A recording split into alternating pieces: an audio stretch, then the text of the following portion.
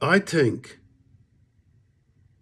the idea of the bringers of light, whatever garb or gown, might be the worst, most corrupt idea humans ever came up with.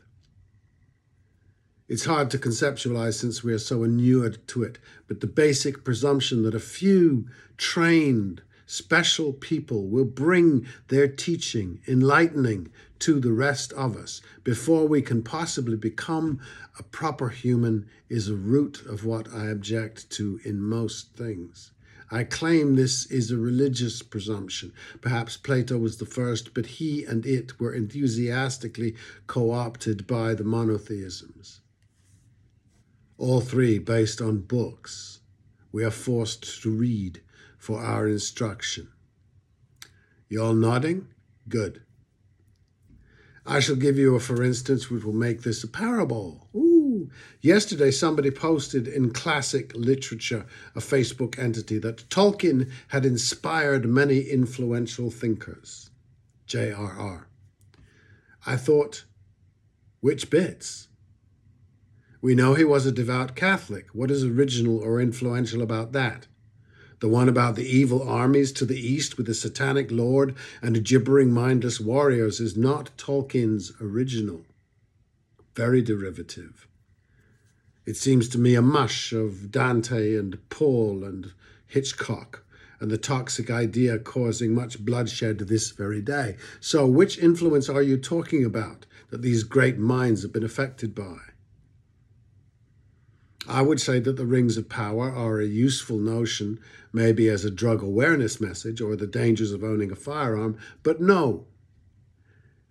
An entity called Classic Literature states something that sounds powerful, influential thinkers, and then leaves us with nothing. These things that I do are not that. Attempts at that. These are not hopeful. Well, they might be actually if you look long enough, but not cheery, I guess. I watched a long and humorous podcast, this is a better example, with Tom Holland about Christianity. A subject he is marvelous at, not Spider-Man, look him up. And his hosts were full of smiling and agreement, another issue. And I fall for his charm and fantastic language skill every time, just to disagree. Always, almost. At several points, these hosts referenced his very successful podcast. The rest is history. He and Dominic Sandbrook are the team. It is chock full of facts and opinions and humor. I can't discover easily which is older, it or the rest is politics, another hugely successful podcast of the last decade with equally august and qualified white men who, in the rest is politics, have on, often to their credit, dissenters to their view. They claim they dissent from each other, one being a Tory and the other a Labour, but the first useful thing I learnt was that there is very little difference, which explains a lot. Today, they are a bit like Firing Line, the old Firing Line with William F. Buckley back in the 60s and 70s I used to watch as a kid, except they are a tag team for the way things are. Nary a thought of what they might be, which generally happens with people in power.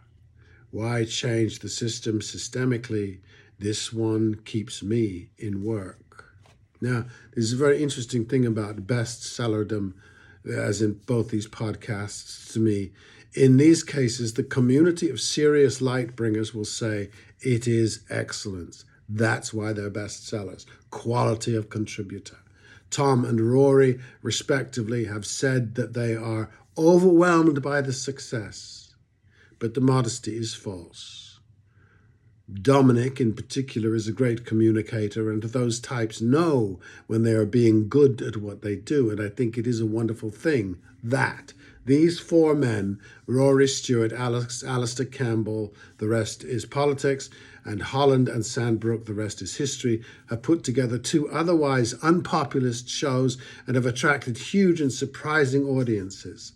The intentions of the four are irreproachable, and apart from kind of embarrassing segues, these dignified gents need to slip in between Keir Starmer and Cleopatra selling heating systems or AI apps. They are motivated by the best of motives, and I can't stand them. It happens a lot more than it used to, and I think this is because they are so successful saying what they say, and what they say I cannot say. I just don't buy it. And it's a crucial thing to me, there's many an entertaining human being. Christopher Hitchens, Winston Churchill, there's lots and lots of people that I would love to listen to. And but that doesn't change how they're saying what they're saying, doesn't change what they're saying. And this is where I'm objecting.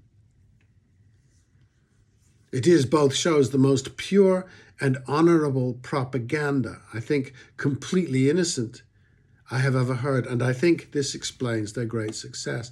But they self-consciously believe they are bringers of light, educators, God help us, thought leaders, the knowers of the knowledge, which works quite well when the shop is in order, but most in the States, and possibly the rest, know the shop is not in order, is not ticking over well at all. And if you think it is, you're insane.